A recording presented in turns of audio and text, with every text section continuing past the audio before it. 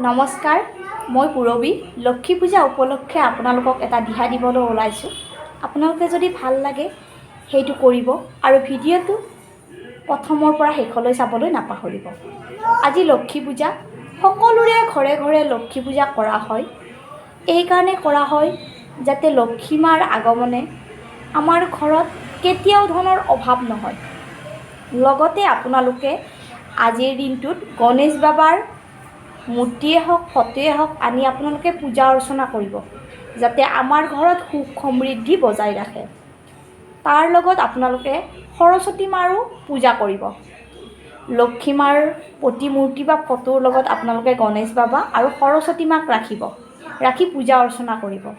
সৰস্বতী মাক এইকাৰণেই কৰিব দিছোঁ যে সৰস্বতী মা হ'ল আমাৰ জ্ঞানৰ ভঁৰাল। আমাৰ মাজত যাতে কেতিয়াও জ্ঞান, বুদ্ধি এইবিলাকৰ অভাৱ নহয়, তাৰ কাৰণে আমি সৰস্বতী মাৰো পূজা কৰিব লাগে।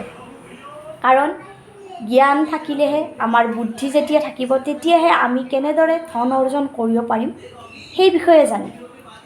আপোনালোকে আজি এই তিনিজনৰ পূজা অৰ্চনা কৰক, যাতে আমাৰ ঘৰত ধন সমৃদ্ধিৰ লগতে শিক্ষাৰো কেতিয়াও অভাৱ নহয়।